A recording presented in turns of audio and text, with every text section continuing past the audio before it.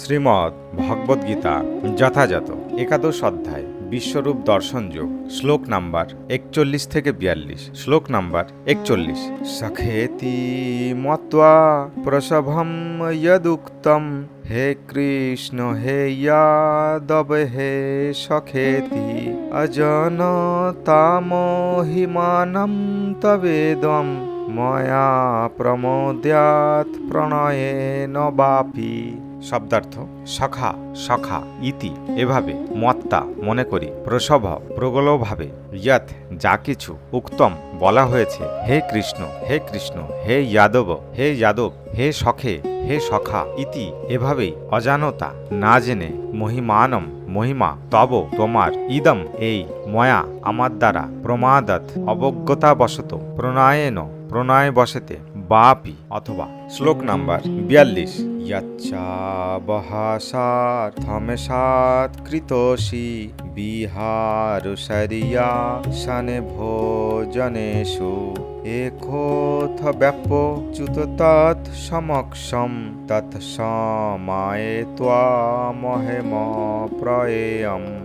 শব্দার্থ ইয়ৎ যা কিছু চ ও অবহার সমর্থন পরিহার ছলে অসৎকৃত অসম্মান অসি করা হয়েছে বিহার বিহার শয্যা শয়ন আসন উপবেশন ভোজনৈষু অথবা একত্রে আহার করার সময় এক একাকী অথবা অথবা অপি ও অচ্যুত হে অচ্যুত তৎ সমক্ষয়ম তাদের সামনে তৎ সেই সব সময়ে ক্ষমা প্রার্থনা করছি ত্বম তোমার কাছে অহম আমি অপ্রমেয়ম অপরিমেয়। অনুবাদ তোমার মহিমা না জেনে সখা মনে করে তোমাকে আমি প্রগলভাবে হে কৃষ্ণ হে যাদব হে সখা বলে সম্বোধন করছি। প্রমাদবশত অথবা প্রণয়নবশত আমি যা কিছু করছি তা তুমি দয়া করে ক্ষমা করো। বিহার শয়ন ও উপবেশন ও ভোজন সময় কখনো একাকী এবং কখনো বন্ধুদের সমক্ষে আমি যে তোমাকে অসম্মান করছি হে অচ্যুত আমার সেই সমস্ত অপরাধের জন্য তোমার কাছে আমি ক্ষমা প্রার্থনা করছি। তাৎপর্য শ্রীকৃষ্ণ যদিও অর্জুনের সামনে তার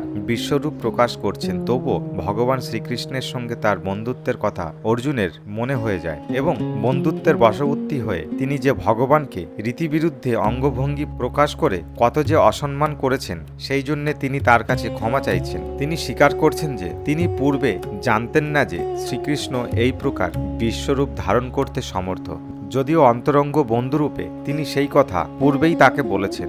অর্জুন মনে করতে পারছেন যে কতবার তিনি ভগবান শ্রীকৃষ্ণের অনন্ত বৈভবের কথা বিস্তৃত করে তাকে হে কৃষ্ণ হে বন্ধু হে যাদব আদি সম্বোধন করে তাকে অশ্রদ্ধা করেছেন, কিন্তু শ্রীকৃষ্ণ এতই করুণাময় যে এই প্রকার ঐশ্বর্যের অধিকারী হওয়ার শর্ত তিনি অর্জুনের সঙ্গে বন্ধুত্বের মতো খেলা করছেন।